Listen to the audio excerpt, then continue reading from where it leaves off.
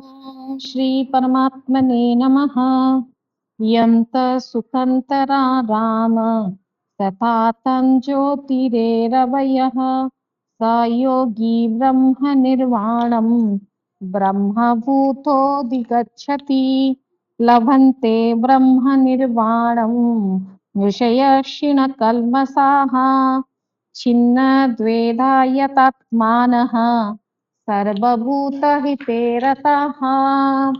हरिओम। अनुवाद कुछ इस प्रकार से है।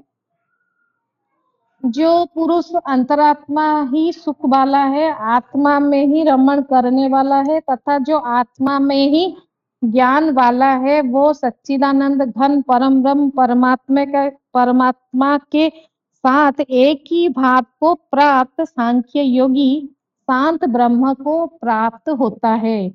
जिनके सब पाप नष्ट हो गए हैं, जिनके सब संशय ज्ञान के द्वारा निवृत्त हो गया है, जो संपूर्ण प्राणियों के हित में रत है और सर्वभूत हित रता, जिनको जीते हुए भी मन निश्चल भाव से परमात्मा में स्थित है, वे ब्रह्मविद पुरुष शांत ब्रह्म को प्राप्त होते हैं।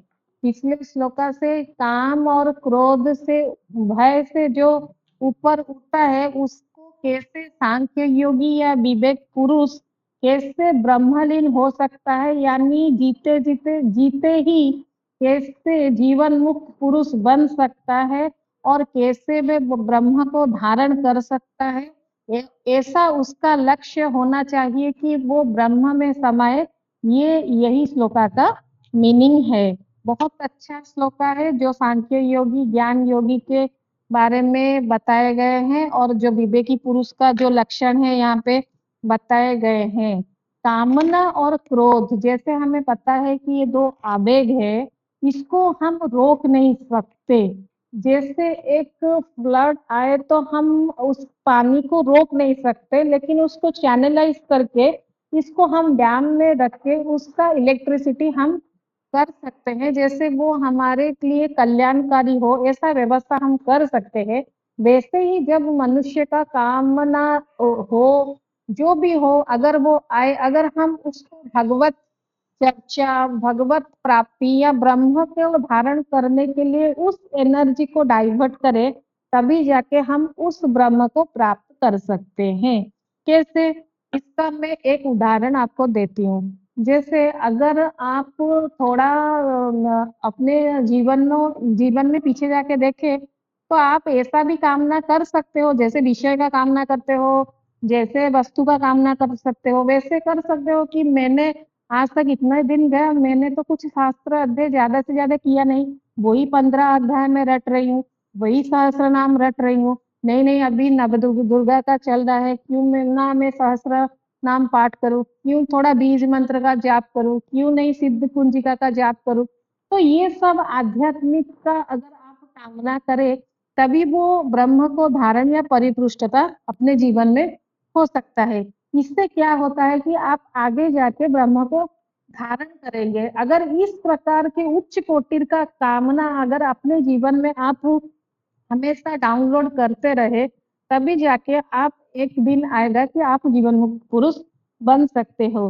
तो विवेकी पुरुष का क्या लक्षण होगा? वो हमेशा सर्वभूता रहता, यानी हर मनुष्य को वो समान रूप से देखेगा। मैंने पहले भी कहा है कि अगर साधक जीवन का दो लक्षण बहुत जोर से होता है कि उनको पकड़ में आता है कि क्या वो लक्षण है एक साधक का, एक तो वो उसको आत्म संतुष्टि और जीवन में वो संतोष का प्राप्त करना एक नंबर, और दो, वो हमेशा क्या रहता है कि उसका जीवन ऐसा होना चाहिए कि वो हर मनुष्य को, हर प्राणी को, हर जीवात्मा को उनको समत्व भावना से देखे।